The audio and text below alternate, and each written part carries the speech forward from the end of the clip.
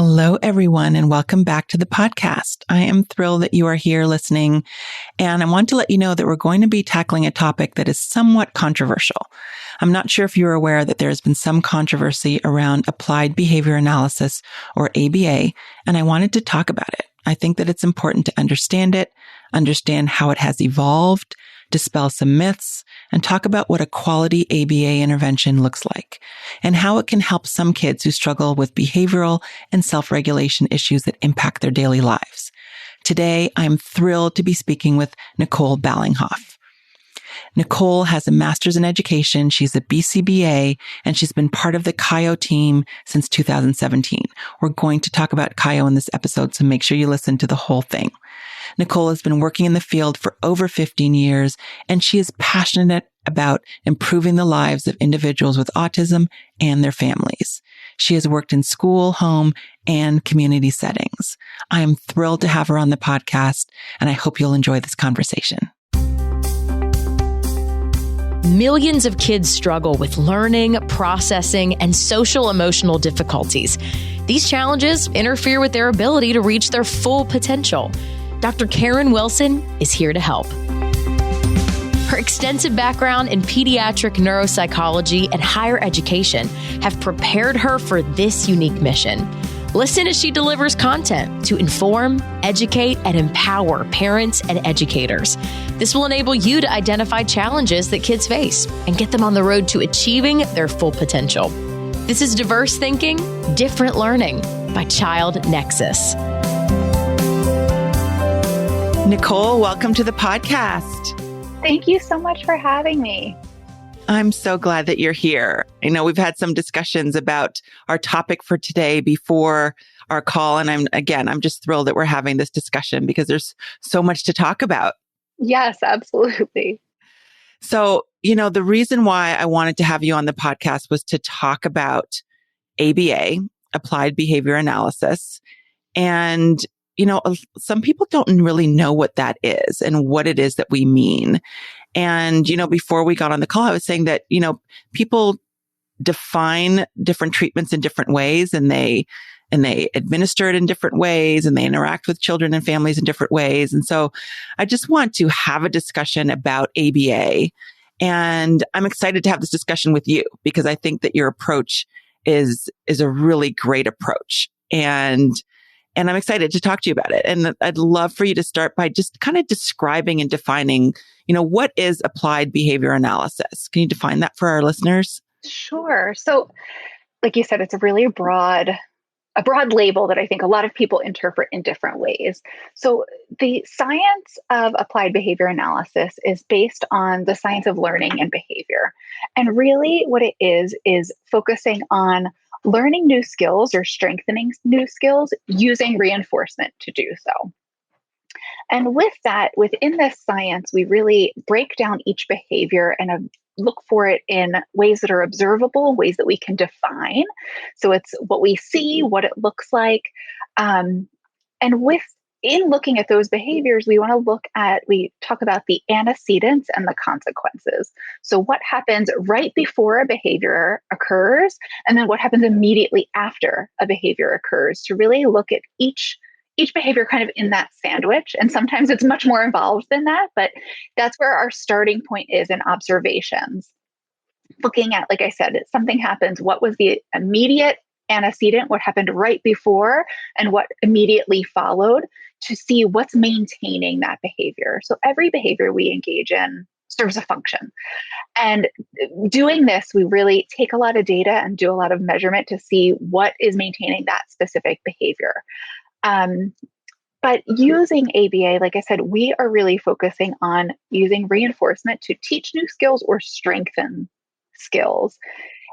I think a lot of the things that have been observed in the past or that are coming to light right now talk about what, the field of ABA has evolved during its time. It started in the 1960s. It was really, there was the use of reinforcement, but punishment was also involved, and aversive situations were involved to decrease those, maladaptive behaviors or behaviors we didn't really want to see. And now it's evolved into using those reinforcement strategies to strengthen the skills we do want to see as opposed to punishing the behaviors Right. we want to decrease.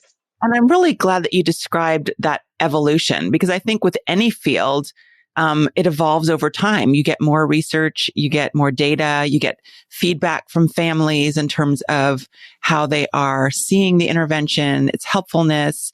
And like you said, it's evolved and it looks different than it did in the 1960s when it was developed by Dr. Lovas.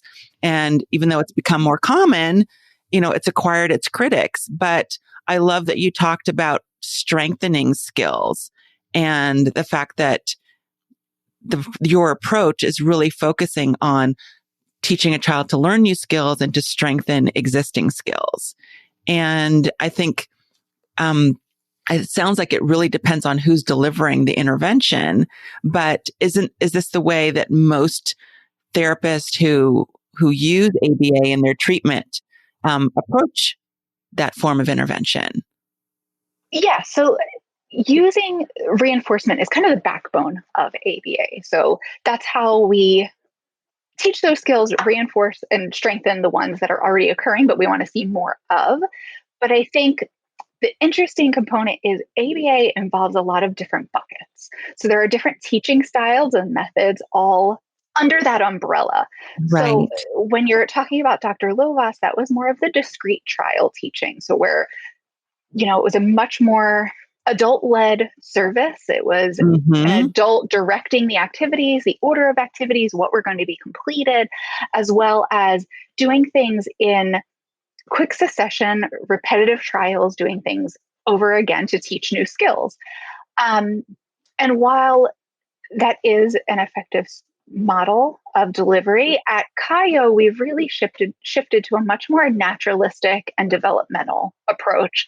So our focus is implementing our goals in the child's daily routines and activities. We're also a much more child or client-led service. So we're following their lead and, engaging in the activities they want to play with, using those things to really motivate them. And it's our job as technicians and professionals to be creative and find ways to implement the goals in that activity. So instead of come over here to the table, take a break from playing with your cars and trucks, now we're going to work on colors or whatever that goal might be, we're going to do that through the play because it's much more exciting for the child. That's how our typically developing children learn, through play in those preschool settings and during those early ages. So we really want to model that in the home setting and get them much more engaged. And in this sense, we're actually teaching using a variety of materials all the time, which is going to help those skills generalize for that child across different settings, across different materials. So they don't just learn this flashcard, this is the color red. Instead, this truck is red, this toy apple is red, this marker is red, whatever those things might be, you're learning kind of that concept overall instead of this discrete component of something. And it seems that is what you're describing as kind of what a quality ABA program should look like. You talked about a developmental and a naturalistic approach.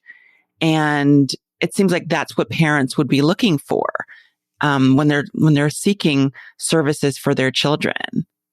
Definitely. And I think, I've had a few intake calls recently where we talk about our approach, and I'm explaining to parents when we're talking about scheduling and what that might look like. And, that might be really hard, especially during the school year when my kid comes home from school, then having this other service following it. I said, but this looks very different than school.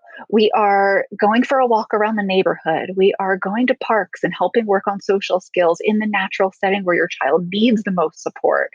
It can be, wherever the family needs that support is what we can do in our service. So we've done a lot of, trips to a grocery store, going to Target, whatever, helping the child wait and stay either in the cart or walking along with their parents so that they're safe. I've done a lot of haircuts, dentist visits, doctor's appointments, wherever they really need that support. And we do priming and help them at home beforehand, but then practicing these skills in the real setting is what's most important. I had a family just the other day that was getting started like, do I need a babysitter for my toddler so you guys can come and run session? I said, no, definitely not. We really want the family to be involved and participate. And ideally work on those sibling relationships at the same time. There might be times where we're going to ask to do things separately, but overall, we really want to help build those relationships in the home. And like I said, work on those skills in the most appropriate locations for the child. And it seems that that approach really increases the likelihood that those skills that you're developing will be generalizable. So you will see the child, behaving and exhibiting those strengths at the grocery store and at the park and when they're getting a haircut, all the things that you've described.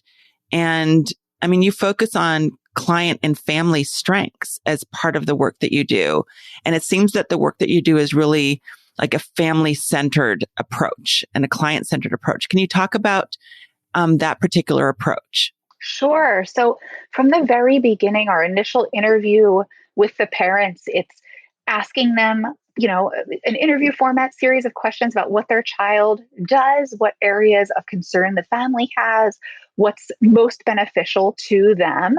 I think in particular during this time that we've all been living in, when COVID first hit, I met with all of my families that were receiving ongoing treatment and stopped and met with them regularly to say, what's most important right now? Are the goals we were working on 2 weeks ago still important? Because they might not be with everything else that was going on. And just reevaluating that treatment plan over time is so important and something I think we do really well at CHIO. But like I said, we're interviewing that family, meeting with them. We like to, during our initial assessment, observe the child at home, possibly at school, in the community, see how they act in these different locations, because oftentimes a child's behavior might be different at home than it is at school. We had to get creative during that time, and I was trying to observe some distance learning sessions because, going into the school wasn't really an option for a lot of kids. So we do that, and that's ongoing. So all of our goals were developed based on those interviews and interactions with the family. It's a really big team approach because we want to make sure it's what's most important for that family and for that child. Sometimes there might be times where a professional might come in like, oh, your child's not eating at the table with the family. And that might not be what's most important to the family at that time. Maybe it's focusing on toilet training or something else that's really going to impact their ability to do other things, such as go to school or do these other events. So we're really focusing on what's most important to the family and developing that relationship. We use the Vineland-3 as our progress measurement. So we do that at our initial intake, and now we're doing it every 6 months with the family to make sure we're making clinically significant progress. And we have open and honest conversations with the families about that. So looking at what is working, what's not working, what do we need to adjust to do so? But I think overall that dynamic of everybody being on the same team. So I let families know I'm not here to change your child or, fix them or whatever it might be. We're here to make Johnny be the best Johnny that he can be and support all of you in these goals and making sure the parents are observing sessions, participating so they can carry over these skills outside of session as well. Because even if we are working for, 10 hours a week with their child, they're seeing their child a lot more than that. So if they can work on these skills outside of that time, like you mentioned, they're going to generalize much more quickly and be able to do these in a variety of settings with a variety of people. Right. And I love that you are really, taking into consideration. I think this is true with any good treatment. What does the family need and what are they looking for and what will enhance those family relationships? And I think, what we want is we want children and families to experience more joy, more connection, and we want kids to be safe as well. Obviously, that's an important factor as well. And if you think about what is important for the family, maybe it's not a haircut. Maybe it's okay if Johnny's hair grows really long and they don't want to work on that. And so I love that you're really making it specific to, the cultural and the family values to determine, what is important and what you should be working on and not what society says, is appropriate for for a child of this age, to be demonstrating in terms of behaviors and things of that sort. And since you noted that, I think it's really important to also comment on just like that, what's important to society versus what's important to the family. There are times where, I think especially with the information coming out right now, that a lot of that stereotypical behavior, repetitive behavior was blocked and interrupted for children years ago when they were getting ABA services that are now adults. And we've really, again, the field has evolved, and I hope that it's across the board, but definitely at CHIO, we're really looking at that and making sure that we are being mindful of celebrating that neurodiversity and supporting that family. So I had a family come to me recently about repetitive behaviors that were new for their child. They hadn't engaged in before, but the parent was a little nervous. And is this something we need to do something about right away? And what do we do in this situation? So we had a lot of open and honest conversations. And through those conversations, I was trying to gauge, like I said, those antecedents, those consequences, what was maintaining this behavior? What did it look like? When was it happening? And there was not a safety concern. There was not a concern about the child's ability to kind of take in other information and be present and be aware. So I was very open with that family. And I said, I'm not concerned with this behavior. This is not something I want to step in and do anything about. Could be serving a variety of internal functions that we can't see. So I think that's a big shift within the field, where before it was, this is, going to impact the child's ability to do X, Y, and Z as they grow up and progress. And taking a look at that now and stepping back to realize that, this could be serving a lot of those functions that are internal that we can't observe and we don't know.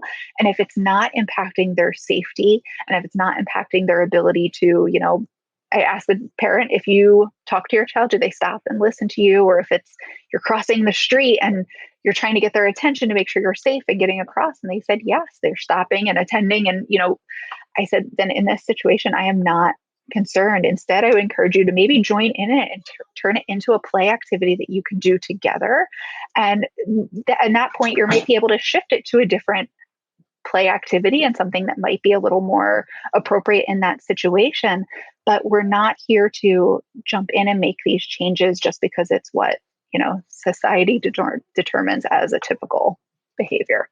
And I think that's really important. And I think a lot of, people who don't know that much about ABA don't know that, and they still think about, trying to stop these behaviors. And like you said early on, maybe the approach was to punish those behaviors to get them to stop. But that's not, like you said, ABA has evolved, and you're not trying to change who a child is. You talked about celebrating the neurodiversity of that child. And if those behaviors are serving a purpose, like it's decreasing anxiety, or it's soothing, it's making the child or the adolescent feel more calm, and it's not putting them at their safety at risk, then again, that's not something that you would address. But you're having these open discussions with the family about that and your rationale. And even if it was, I had this conversation with the parent too, that even if it was impacting their ability to be safe or be alert and things like that, I'm still not coming in to say, no, we're never doing this. Instead, it might be teaching an appropriate time and place to engage in this behavior, that if this is some type of coping mechanism for the child, or if it is something that helps them calm down, these are some other more appropriate times to do so. So I think that's a big distinction as well. Absolutely. And again, we talked about not changing who a child is, but you're also not trying to change how they feel. So if they're feeling nervous or they're feeling anxious, you want to obviously address those feelings and help them. If that's helping them feel more calm, then you don't want to take something away from them where it's helping them to actually self-regulate, that right. Behavior is helping them self-regulate. Definitely. So tell us a little bit about who ABA helps, like who are your clients, and what are some, I know that the goals will be different depending on the child, depending on the family, but what are some things that you work on? So if a family is listening to the podcast and wondering if this is an approach that will work for them or would be appropriate for their child, it might be helpful in some way, who would that be? Who would that family be or that child be? Sure. So I think another misconception is that ABA is only for individuals with autism.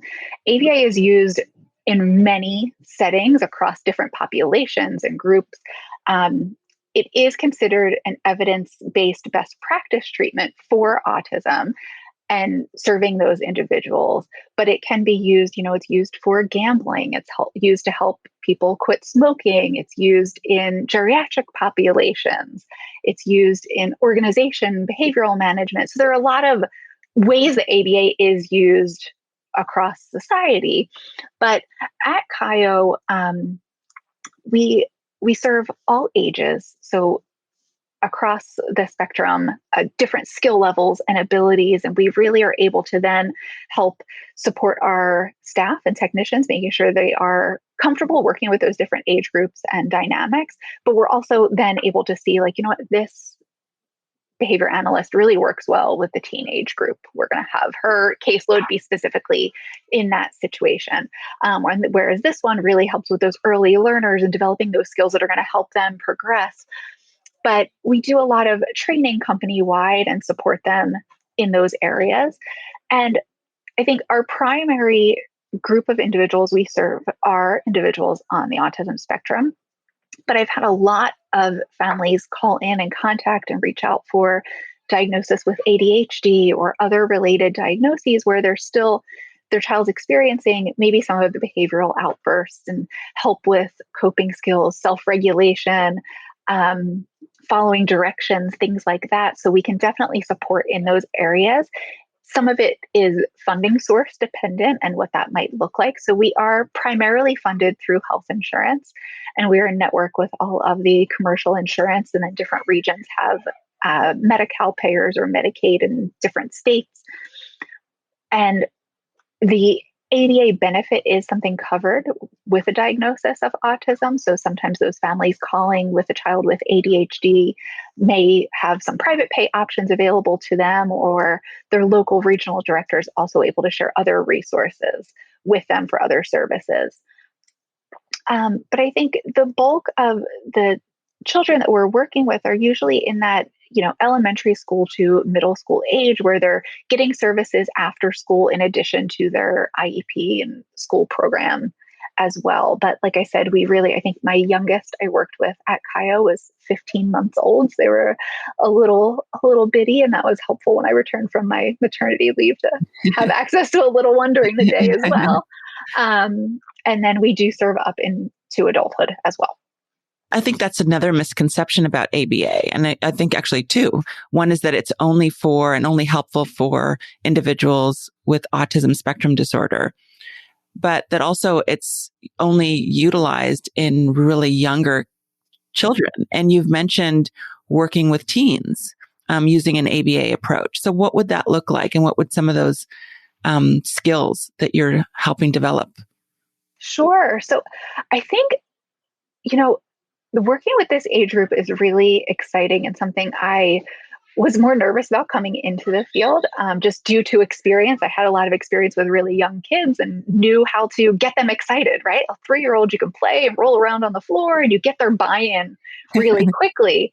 Whereas that teenage group, it takes a little more creativity on your part. But as you do it, it also becomes just as easy. So before starting any goals working with a client, we really want to focus on building a relationship first. We want the child, client, whatever age that might be, to be excited that the staff is coming into their home or coming into the settings with them. So it's finding those shared interests, I think in particular for that teenage group. And sometimes it might be a little bit of making that up along the way. Like you might not be interested in Minecraft or Roblox or whatever that activity is, but it's getting involved and having them be an owner of that and kind of teach it to you and show you how to play and do some of those things, or maybe finding a shared interest in music or activities.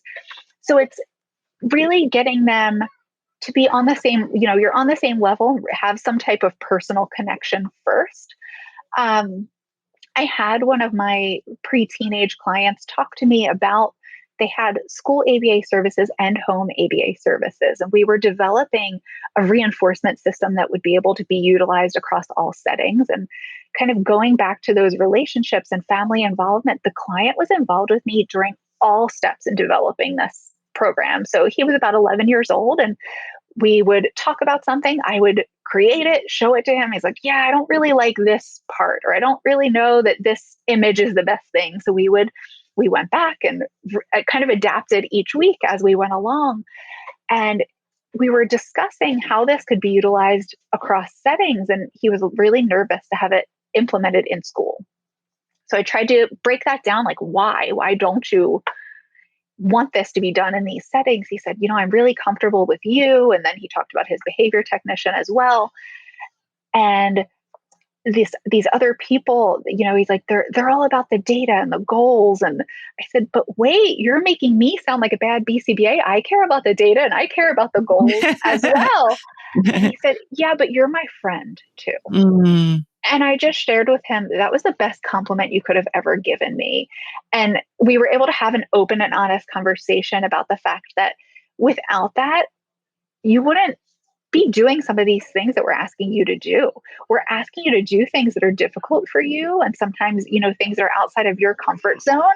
And to do so, like, we have to have that relationship. He's like, yeah, you know what? You're right. And then he was able to self-reflect on, yeah, maybe that's why I have more behaviors at school as opposed to in the home setting, because I feel more comfortable. We have this connection and we're able to kind of be on the same page and have these conversations. And I think that's what's so important across all ages, but having from a young age, the child or client be involved in their goal development and their progression.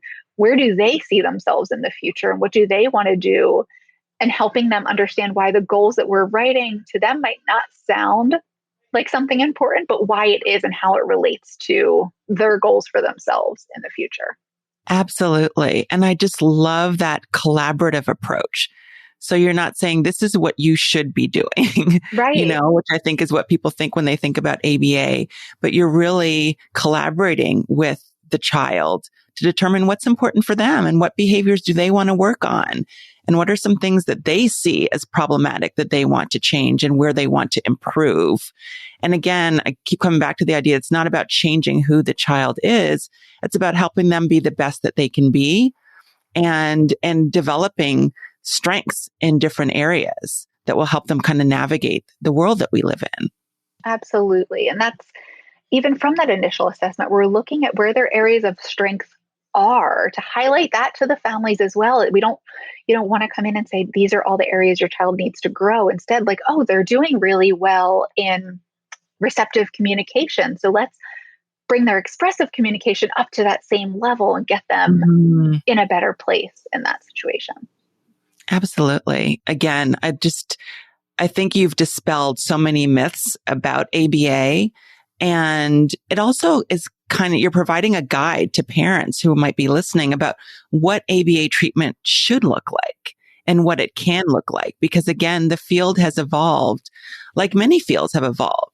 Over time, treatments for ADHD have changed, and anxiety and depression. And again, the goal is always to enhance well-being and to, again, help individuals experience more joy, and have more positive interactions in their day, and to be more of who they can be and who they want to be. And it sounds like you're helping them to develop those strengths in so many different areas that must, increase the self-concept of that child. When you talk about that 11-year-old saying, well, you're my friend, and also being involved in the goals that are being set for him, right? That helps him, take some ownership over his treatment, and that involvement kind of helps with agency and helps with, again, self-concept. And I think that buy-in is so important when you're thinking about intervention and treatment.